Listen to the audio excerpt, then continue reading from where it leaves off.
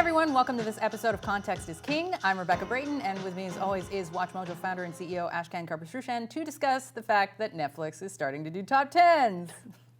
I thought you were going to say that Netflix is copying us. I was like... Oh, well, no, I'm not being too shady today. So your tweet was, imitation is the nicest form of flattery, but yeah, we're starting an SVOD tomorrow. We're not. Yeah, so how do you feel when you see others doing top 10 lists? I'm curious, since you're like the WatchMojo lady. Sincerely, I'm a little like, okay, fine, but you know, it is a format that existed long before us, but you know, there's a bit of... We did not invent it. You've heard me say Letterman, Wayne's World, Moses, the OG of top 10 lists. Look, a few years ago, the Fine brothers in 2016 announced that they would license and trademark their existing React series and basically let creators react to their own videos, which is kind of crazy because that's not really legally, makes sense, and ethically there was a lot of questions, and there was a huge backlash. Everybody talked about this, The Guardian, CNN, CBC, everybody. There was some hilarious videos basically spoofing the Fine brothers, who lost close to 1 million. I think they lost something like 700,000 subscribers, and they kind of came out and did an apology, which was really not well performed, and then they did an apology on the apology. Yeah, it was a bit of a... I just thought of a good top 10, though. Sorry, I'm going to write it down. Top 10 YouTubers that lost the most subs. Okay, that's good. I thought you were going to say top 10 YouTube apologies, which would also be a good one. Okay. That's a good one. YouTube apologies, I'm writing it down. So, obviously, more power to Netflix. This is not a format we invented. But I think this begs the question that I've started to talk a bit more about the team as we keep growing and adding new people is, well, we view like that. That's our worldview, right? That we didn't invent top 10. So if somebody does top 10s, and many people do, they look at our success and they start doing the same thing. Or once they figured out that, like, hey, fair use is a thing, and we're very public in articulating the legal arguments so that others would run with. It was kind of open sourcing our legal strategy, which I felt long-term made more sense than trying to hog that. Then a lot of other people do it, and it actually, I like competition. I think competition forces us to be good.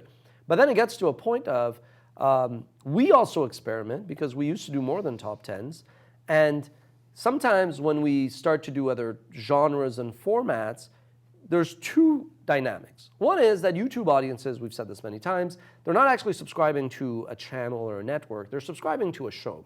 So if the audience is subscribed to a top 10 list... Or in our case, format. That's it, a format. Yeah. So if they've subscribed to a format that's a top 10 list, even if we were to do like interviews or something else, there's a little bit of pushback.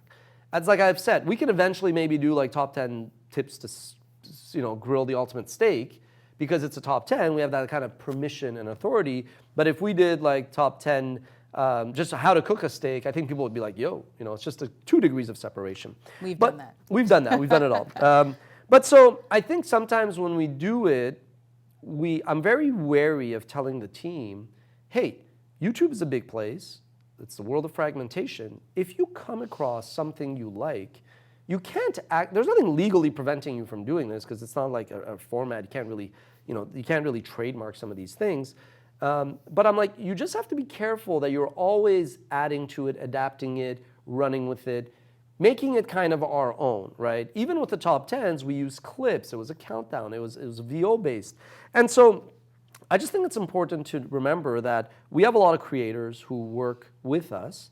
They submit ideas, they submit genres. The same way that we tell people don't plagiarize and we kind of give them best practices. I think this is a bit more of a gray area where if somebody sees a video and they're like, hey, I want to do this on another topic, but it's a similar format, or even it's the same topic because it's on Star Wars and there's a new Star Wars coming out. I think it's not, you shouldn't take for granted that we necessarily are aware that there's another channel somewhere, either in North America or in another jurisdiction, so in another geography, or especially in another language that does the same thing. We also have the suggest tool that is where people get a lot of ideas. And I think it's a bit of a, I don't necessarily think that we want to go out there and do something that others are doing at all. But in my role, I manage a bunch of creatives, and I've often said, you can't take creative people and say, be creative within a box. And if they don't do that for WatchMojo, which is where they work, well, then they're going to do it somewhere, somehow. So for me, it's like a tricky balance. And I can't go up to somebody after reading a script being like, did you plagiarize this? Did you plagiarize this? there's this assumption that you've given them the best practices and they're going to not do it. It's almost the same thing. When somebody brings up a new idea, I always go, if I'm in the room, I always go, who does this? And then we look at it. If I go, okay, well, then we can't just do that. How do we up the envelope? But I also don't want to be a hypocrite. If somebody were to reach out to me and say, hey, we did something similar. It's a bit crazy for me because I would never email somebody and be like, yo, don't do a top 10 list. But to each their own. And because now we are big, that's also a dynamic that I do take into account. We're not the unknown startup. On YouTube, we are a Viacom. On YouTube, we are a Bell Media. We are a ProSieben. Like, we are the equivalent of a big media company on YouTube. So we do want to kind of like act at like a higher standard and not just do the bare minimum. But it is a slippery slope because if somebody were to come to me, there's two things. If I sincerely feel like, look, we didn't do anything wrong, you don't own it, then I don't want to set a bad precedent where I'm also like, in order to be the nice guy, I'm like, okay, we're not going to do this anymore. Because one, internally, my team feels like I don't have their back. But then two, I assure you that there's nothing in life that's 100% original. Every song has been inspired by another song. Every script, every movie, every TV ad. So I think when it comes to creativity, we generally do have a lot of courtesy, common sense, professionalism with the YouTube community. But we also ask that courtesy back, like our doors. It's not very hard to find me. Would you say that you've been getting that courtesy back? I don't want to say no. I think overall people do. It doesn't happen very often. I want to have this video because if ever it happens, I want to be able to share something. So I think it's more that I think people give the benefit of the doubt, but people still ask for things sometimes that I find are unreasonable because it shows the lack of kind of common sense or like, again, like empathy and compassion. Like, well, if I say yes to you, do you really think I'm going to go tell others not to do top 10 lists? Because you're asking me the same thing. But also, if I say sure, that means we can't do anything else. Whatever we do, there's somebody in Moldova who's done this. If not, so it's more that like I think people, it's in one ear out the other, that they're like, okay, great, but then you're never going to do this again. I'm like, I can't go tell my team don't do anything when we also want to expand. And so it's just like, look, we understand that YouTube is a new medium. We always go like, well, what's the best practice? What do we have to do?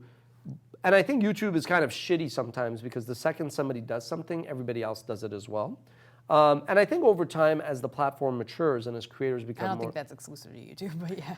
But YouTube, it's because it's so easier. Available. Yeah. Like you do a video on, you know, top 10 bricks. Forget top 10. You do white brick video. The metadata loads you all the other white brick videos that have ever been done or that have ever been done even before YouTube and uploaded to the platform. Whereas back in the day, if you did, here's this awesome recipe, turkducken, but it wasn't published on a platform, it was just on some other channel in Romania because that's a popular meal where it was like limited to the Romanians going crazy, right? But now with YouTube, everything within a second of being uploaded, you're like, oh, this exists and that exists, so it's just amplified. Right. All right. Well, what do you guys think? Let us know in the comments, and we will see you next time.